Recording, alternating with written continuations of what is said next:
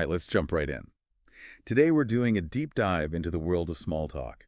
We've got this really cool article called Mastering Small Talk is Easy, actually.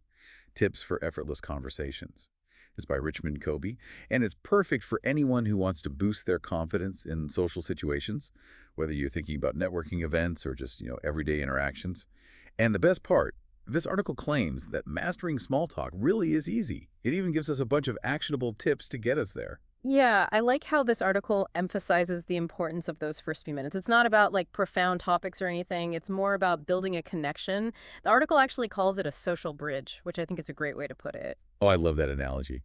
So we're easing into things, right? We're not diving straight into deep discussions. Exactly. It's all about building rapport and that sense of comfort. And it actually connects to the psychology of first impressions. There's this thing called the halo effect, where those initial moments can really shape how we perceive someone, like in the long run. Our brains make these snap judgments based on limited information. It's fascinating. So even if we're just talking about the weather or like the crazy long line at the coffee shop, Yeah. those little exchanges are actually important. They're kind of laying the groundwork for something more. Absolutely, they are. And that's where the easy actually part comes in. Little prep can go a long way. Tell me about it. I'm all about that prep work. I find that if I just brainstorm a few conversation starters ahead of time, it makes me feel so much more confident. Like if I know I'm going to a networking event or something, I'll write down a few industry-related questions. Mhm. Takes the pressure off trying to come up with something brilliant on the spot. I totally agree. And I'd even add that you can tailor your prep to each specific situation. Like, let's say you're heading to a conference, maybe jot down a couple open-ended questions about the keynote speaker or a panel you're interested in. Okay, so we've got our cheat sheet of conversation starters. We're prepped and ready to go. But the article says asking questions isn't enough. It's got to be the right type of questions, those open-ended ones. Right, you hit the nail on the head there. You want to avoid those yes or no questions because those can really kill the conversation. Instead, you want something that lets the other person elaborate. Like, what do you enjoy most about, or what are some fun things you've been up to, or even, how did you get into? Those are great examples. I think what's so cool about open-ended questions is that they shift the focus to the other person. It makes them feel heard and like their thoughts and opinions matter. Exactly. And it also taps into our natural desire to talk about ourselves. There's actually research that shows that self-disclosure, even a little bit, can release dopamine in the brain, which basically makes us feel good. So it's a win-win. We make the other person feel good, and we get a little happiness boost ourselves. But it's not just about asking the right questions, is it? The article also talks a lot about active listening. You're right, active listening is crucial. It's just as important as talking. Think about a time when you really felt heard in a conversation. It probably wasn't because the other person was talking nonstop. It was probably because they were really engaged with what you were saying. Oh, that reminds me of this party I went to a while back. I was talking to this person, and they didn't actually say that much themselves, but they were an amazing listener, nodding, asking follow-up questions, making eye contact. It was like they were hanging on to my every word. And honestly, I walked away feeling like I'd had this really great conversation. It wasn't about the quantity of words. It was about the quality of that interaction. That's such a good example. Active listening creates a space where the other person feels comfortable sharing and connecting. So we've got our open-ended questions. We're rocking that active listening. But what about non-verbal cues? The article talks about how body language can make or break those first few minutes. Oh, absolutely. Our body language is constantly communicating, even when we don't realize it. It's like this whole other conversation happening alongside our words. Right, and the article mentions mirror neurons, these tiny cells in our brains that fire both when we do something and when we see someone else doing it. Yeah, those are amazing. So if you notice someone subtly mirroring your posture, like leaning in when you lean in, it could be a subconscious sign that they're feeling connected to you. Oh, wow.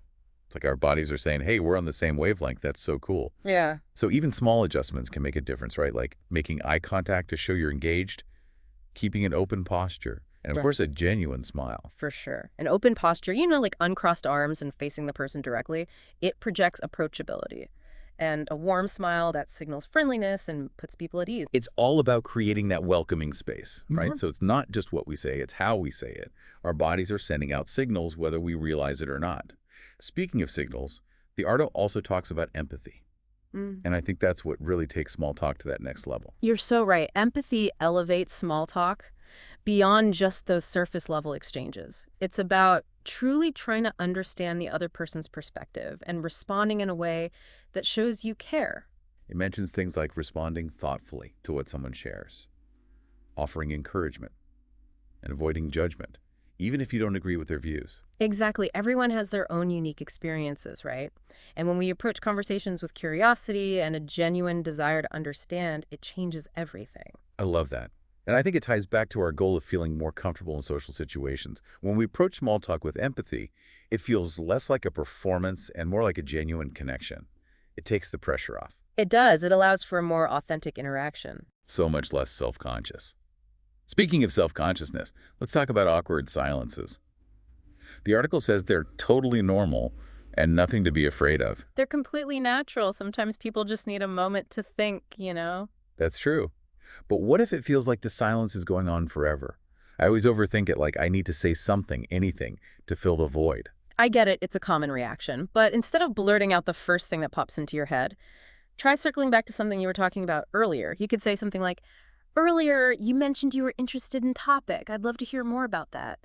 Or even, this event reminds me of related anecdote. Have you had any similar experiences? Oh, I see what you're doing there. You're using the silence as a chance to steer the conversation in a new direction. Exactly. And if all else fails, you can always just acknowledge the silence with a little bit of humor. Something like, well, this is certainly giving us time to savor our drinks. Can lighten the mood. I love that. It's about finding those lighthearted ways to break the tension and keep things going. Speaking of keeping things light, the article also highlights the importance of humor. Oh, humor is such a powerful tool. It can instantly make things feel more relaxed and engaging. But the article says you don't have to be a comedian to use humor effectively in small talk. It's more about those little lighthearted observations or relatable stories. Yeah, those were great. It's about finding those shared moments of amusement, even if they're subtle. Oh, that reminds me of this time I was at a networking event and I accidentally spilled my entire glass of water on someone. I was so embarrassed. Yeah. But instead of freaking out, I just blurted out, well, that's one way to break the ice. And thankfully they laughed. We actually ended up having a really great conversation. It's important to read the room, of course, and make sure the humor is appropriate. But a little laughter can really help ease the tension. Oh, definitely. Humor can be a great way to connect, but you always want to be mindful of the context. Right. Speaking of connections, the article says that finding common ground can really make the conversation flow. It's true. Discovering shared interests, whether it's hobbies or favorite shows, or even professional backgrounds, can make things feel much more natural. And it gives us some good tips on how to find those commonalities. Things like asking open-ended questions about their day or week, being observant of their surroundings, noticing what they're carrying or wearing. Exactly. It's like you're a detective searching for those clues that can lead to a more meaningful conversation. I love that analogy. So we've got our open-ended questions, our active listening, and our detective hats on. But you know what else is really important? Mindset. The article talks about how approaching small talk with a positive attitude can make a huge difference. It really can. Your mindset sets the tone for the entire interaction. I used to dread small talk. But then I had this realization, what if I reframed it as an opportunity to learn something new from every person I talked to? It totally changed my perspective. Yeah. Suddenly, I was genuinely curious about people's stories. And the funny thing is, the less I focused on being good at small talk, the more natural and enjoyable it became. It's amazing how that works, isn't it? It's about shifting your focus from yourself to the other person and approaching each interaction with curiosity. Exactly. So we've got our mindset dialed in, but like any skill, small talk takes practice. The article reminds us that every interaction, big or small, is a chance to hone our skills. That's so true. It's all about practice. Even people who seem like they're naturally amazing at small talk, they're still practicing and refining their skills all the time. So it's not about reaching some magical point where we never feel awkward or stumble over our words. It's about embracing the journey and knowing that each interaction helps us grow. Exactly. And that brings us to a key takeaway from this article. Mastering small talk really is easy, actually, when we have the right tools and the right mindset. It's about reframing our perspective, understanding the psychology behind it all, and using these practical tips to make those interactions more enjoyable and productive. Absolutely. So let's take a quick pause and let these ideas sink in. When we come back, we'll explore some real-world scenarios and see how these tips can be applied in practice. Stay tuned. All right, we're back. Let's put these small talk strategies into action, shall we? We've talked about the theory, but now let's see how these tips can help us in those real-world situations. The ones that can sometimes feel a bit tricky. Sounds good. I think a lot of people can relate to feeling a little overwhelmed at networking events. So let's start there. Imagine you're in a room full of people you don't know. Where do you even begin? Oh, I know that feeling. It's so intimidating. Right. Yeah. Like, everyone else seems to know exactly what they're doing, Yeah. and I'm just standing there awkwardly with my drink. Well, you're definitely not alone in feeling that way. Most people experience some level of social anxiety, especially in new settings. Remembering that can help take some of the pressure off. Okay, that does make me feel a little better. But still, how do you actually approach someone and start a conversation? One of the easiest ways is to just comment on something around you. It could be the venue, maybe some art on the wall, the food, the music, even a presentation you just saw. So something like, wow, this venue is beautiful. Have you been here before? Mhm. Or that last speaker was really interesting. What were your takeaways? Exactly. It's a casual way to open up the conversation without feeling forced. Plus, it gives you something in common to talk about. That makes sense. But what if someone approaches me? How should I respond? How do I keep that conversation going? This is where those open-ended questions are super helpful. Like, if someone asks, "Are you enjoying the event?" Don't just say yes or no. Try to expand on your answer. You could say, "Yeah, it's been great. I'm really interested in the sessions on topic. What about you? What are you hoping to get out of this event?" Ah, I see what you did there. You turned a closed-ended question into a chance to share a bit about yourself and invite them to do the same. Precisely. And remember, to keep things going, be genuinely interested in what the other person has to say. Listen closely and ask follow-up questions based on their answers. Got it. Okay, let's say the conversation is going well, but then, uh-oh, awkward silence. What do we do? First of all, don't panic. Silences are totally normal. They happen in every conversation. Sometimes people just need a moment to collect their thoughts. Okay, but what if it feels like forever? I always start overthinking it, like I need to say something to fill the space. I know, it's tempting to just blurt something out.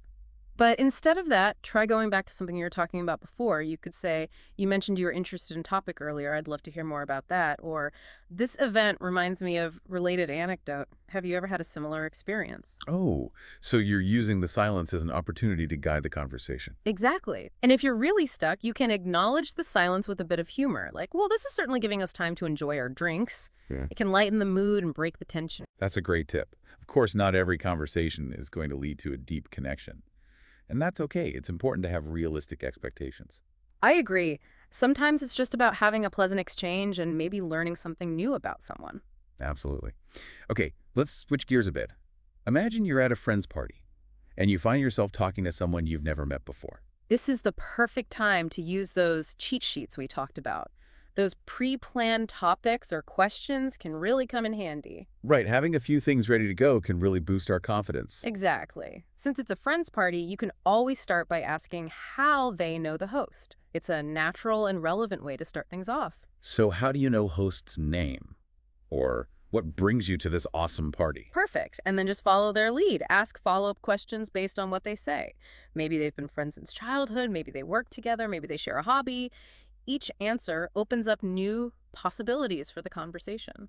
I'm starting to see how those pre-planned questions can really make a difference. It takes so much pressure off. It does. And don't forget, you can also use observation to your advantage. If you notice something interesting about the person, like a piece of jewelry, a book they're holding, even a tattoo, don't be afraid to comment on it and ask a question. Like, that's a beautiful ring. Is there a story behind it? Or, I love that book. What are you reading? Exactly. It shows you're paying attention and that you're genuinely curious about them. And a well-placed compliment can really help break the ice. So we've talked about networking events and parties. What about everyday situations? Like striking up a conversation with someone in line at the coffee shop. Those are great opportunities to practice your small talk skills and maybe even make someone's day. And remember, it doesn't have to be anything deep or profound. Sometimes a simple compliment or observation can spark a connection. But what if I don't know anything about them? It feels like there's nothing to talk about. Oh, there's always something. Maybe you like their style. You could say, "I love your jacket. Where did you get it?" Or maybe you see something that catches your eye. That's a really cool phone case. Is it custom made? So it's about being observant and finding those little things that can start a conversation. Exactly. And then just see where it goes. Maybe they'll tell you about their favorite store, or that they designed the phone case themselves, or that it was a gift from someone special. All of those can lead to further discussion. I see. It's all about being present and curious and engaging with the people around us, even in those everyday moments. That's it. And the more you do it, the easier it becomes. It's like turning those potentially awkward moments into chances to connect. Absolutely. And sometimes even just have a little fun. Now, let's take a moment to think about everything we've discussed. When we come back, we'll wrap things up with the key takeaways to help you master the art of small talk and rock your next social interaction. Okay, we're back. Time to wrap up our deep dive into the world of small talk. We've covered so much, from those first impressions to practical tips for real-life situations. So much good stuff. It has been a really great conversation, and I think the biggest takeaway is that mastering small talk isn't about being this super charismatic person, Mm, someone who just charms everyone they meet. It's more about changing your perspective, understanding how it all works, and having a few tools to make those interactions, more enjoyable and maybe even productive. I like that. It's about feeling more comfortable and confident, Hmm. whether you're at a networking event or a party, or even just chatting with someone in line at the store. So as our listeners embark on their own small talk journeys, Yeah. what are the most important things for them to remember? Well, I think it all starts with mindset. If Mhm. you go into it dreading it, feeling anxious, it's going to show. Instead, try to see these interactions as opportunities. Opportunities to connect with someone, learn something new, maybe even just brighten someone's day. It's like they say, what you focus on expands. If Mhm. you focus on the awkwardness, that's what you'll experience. But if you focus on the possibility of a positive interaction, that's what you're more likely to get. Exactly. And don't forget about preparation. Having a few conversation starters or questions ready to go can really boost your confidence, especially if you tend to get nervous in social situations. It's like having a little safety net, right? Yeah. You've got those tools ready to help you get the conversation going. Yeah, it's like having a little cheat sheet in your back pocket.